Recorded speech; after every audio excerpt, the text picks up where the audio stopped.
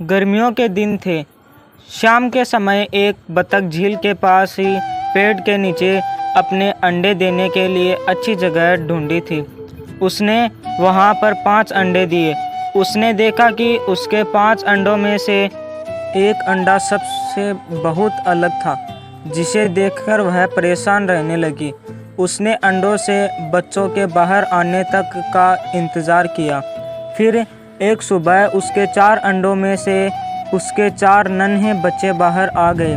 वो सभी बहुत सुंदर और प्यारे थे, लेकिन उसके 5वें अंडे से अभी तक बच्चा बाहर नहीं आया था।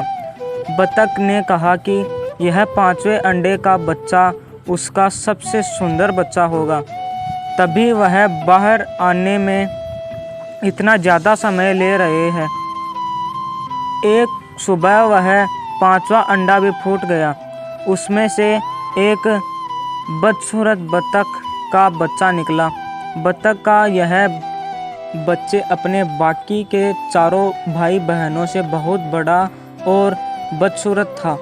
यह देखकर बतख माँ बहुत उदास हो गई।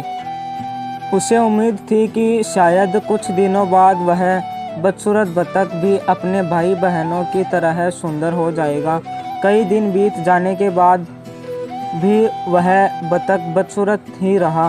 बदसूरत होने की वजह से उसके सारे भाई बहन उसका मजाक भी उड़ाते थे और कोई भी उसके साथ नहीं खेलता था। वह बदसूरत बतख का बच्चा बहुत उदास रहने लगा।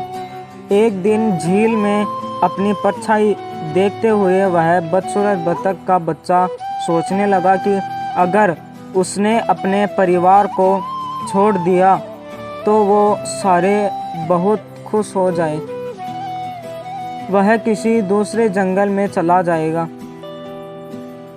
यही सोचकर वह किसी घने जंगल में चला गया। जल्द ही सर्दियों के दिन आ गए। हर तरफ बर्फ की बारिश हो रही थी। बदसूरत बतख के बच्चे को ठंड लग रही थी।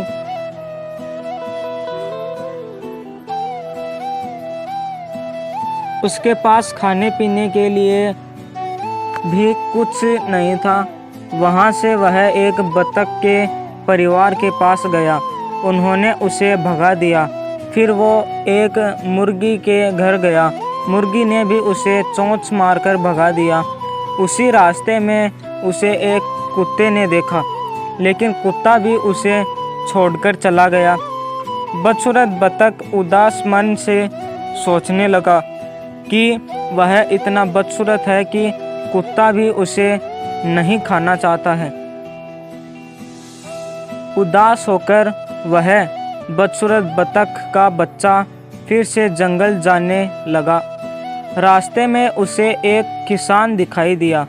वह किसान उस बदसूरत बतख को अपने घर ले गया। वहाँ पर उसे एक बिल्ली परेशान करने लगी, तो वह वहाँ से भी भाग गया और फिर से एक जंगल में रहने लगा। कुछ ही दिनों में वसंत का मौसम आ गया। अब वह बदसूरत बतख भी काफ़ी बड़ा हो गया था। एक दिन वह एक नदी के किनारे टहल रहा था।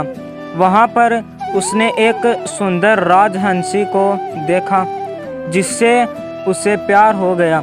लेकिन फिर उसे लगा कि वह एक बदसूरत बतख है, इसलिए उसे वह राजहंसी कभी नहीं मिलेगी। शर्म से उसने अपना सिर झुका लिया।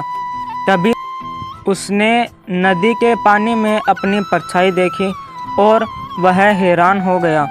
उसने देखा अब वह बहुत बड़ा हो गया है और एक सुंदर राजहंस में बदल गया है। उसे यह एहसास हो गया कि वह एक हंस है।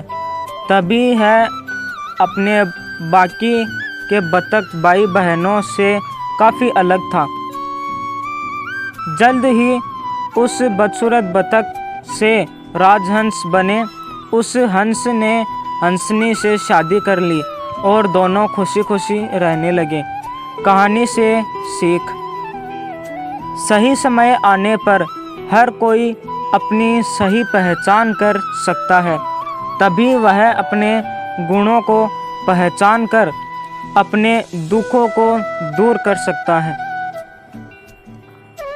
वीडियो अच्छा लगा हो तो लाइक करें, सब्सक्राइब करें और अपने दोस्तों में शेयर करें।